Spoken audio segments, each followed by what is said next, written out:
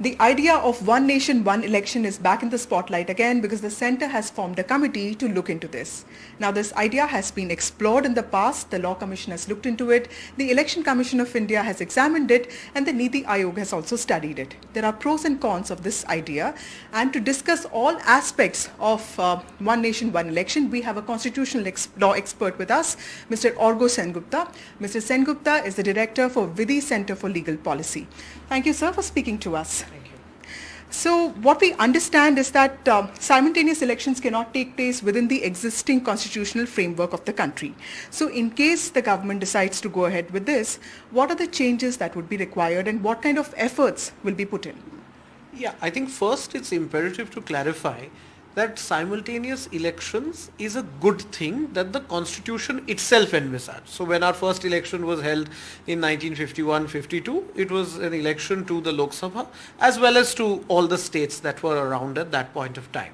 It's only that the cycle got broken as state governments either lost confidence or were dismissed, and many state governments were dismissed during the Indira Gandhi period and thereafter as well. So simultaneous elections is not a new idea. It is reverting to an old idea first. But getting back to that old idea is constitutionally a bit challenging. So the short answer to your question is that it will require a constitutional amendment to Article 173, which says that every state legislature shall be in existence for a period of 5 years from the time of its first meeting. And it also requires a corresponding amendment to the Lok Sabha. Now, where it gets tricky is that this amendment has to be done not only by Parliament, but by a majority of the state legislatures. So we have to do it in at least 14 states. So getting that kind of constitutional amendment through, especially now close to general elections, is going to be difficult. So the idea of one nation, one poll is a good idea. It's sound in principle, but tricky to implement in practice. Dr. Sengupta, there are arguments both pro and, of course, against it. The supporters of this idea say that governance will get more precedence and vote bank politics, the impact of it can also come down. Now, the ones who are against the idea call it anti-democratic, they call it unconstitutional. So is there a possibility of safeguards being put in place? Yeah, I think that number one, I don't think vote bank politics happens because we have elections at different times. Let's face facts, vote bank politics is a reality of India today, and India is, as I've always said, a young democracy. It's 70 years old. At the time the United States was 70, it was fighting a civil war. So we are not there, and the fact of the matter is that there is vote bank politics, and I don't think simultaneous elections will be the panacea that will solve all ills. Having said that, it will certainly, one, require safeguards, and two, we need to have a new playbook. The argument where the supporters of simultaneous elections have it right is that whenever elections are announced, the model code of conduct comes into existence. And if you see, on an average, there are at least 4 states that go to the polls every year. And every 5 years there is the center as well. So the Niti Aayog report that you mentioned talked about the fact that there were at least 3 to 4 months in a year where the model code of conduct is in vogue. And when the model code of conduct is in vogue, there are certain kinds of developmental projects that cannot be kick-started.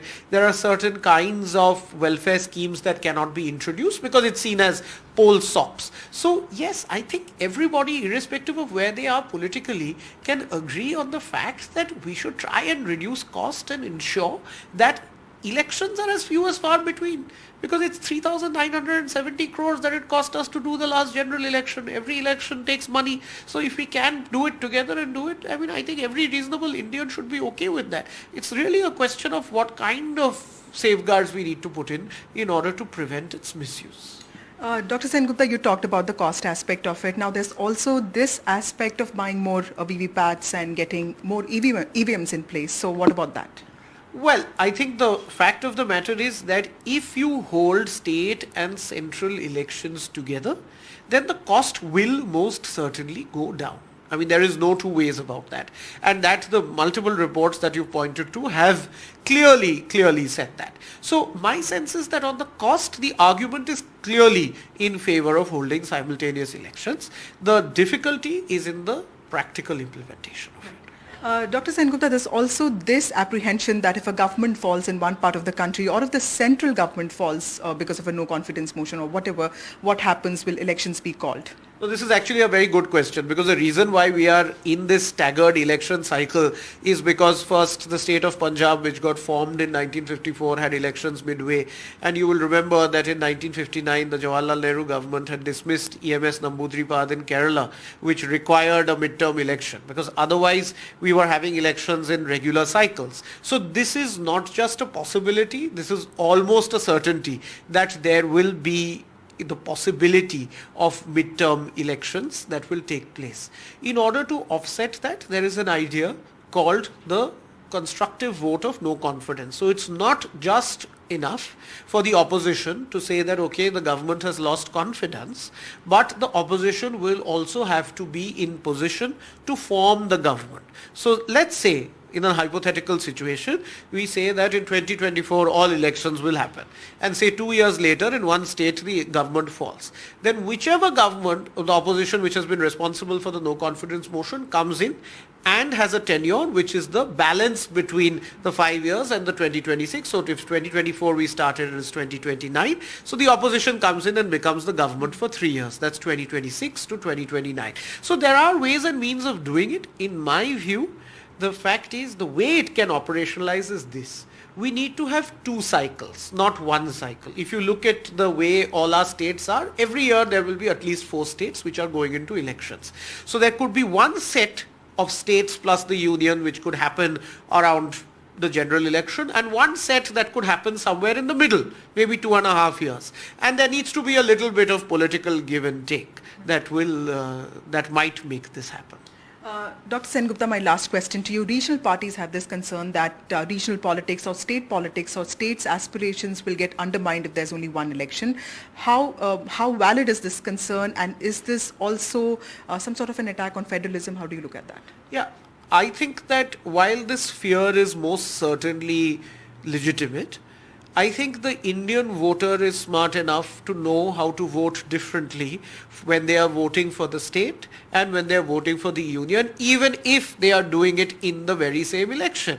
Now, we have seen this happen many times. I think Delhi is a very good example, where the people of Delhi have consistently voted in favor of the Aam Aadmi Party for the Delhi government, but all the 7 MPs in the National Capital Territory of Delhi are from the NDA. So I think people vote differently when they're voting for the state election. So the fact that the timing is exactly the same should not matter. Secondly, as far as federalism is concerned, let's be very clear on one thing, that the idea that elections will be held together to the center and the state is an idea in the constitution itself.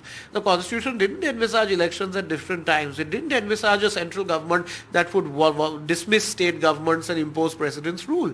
It envisaged that all elections would be held together. Federalism is in the way in which states and center act towards each other and behave with each other. So I think the battles around federalism are going to be there rather than in whether the elections are happening together or separately.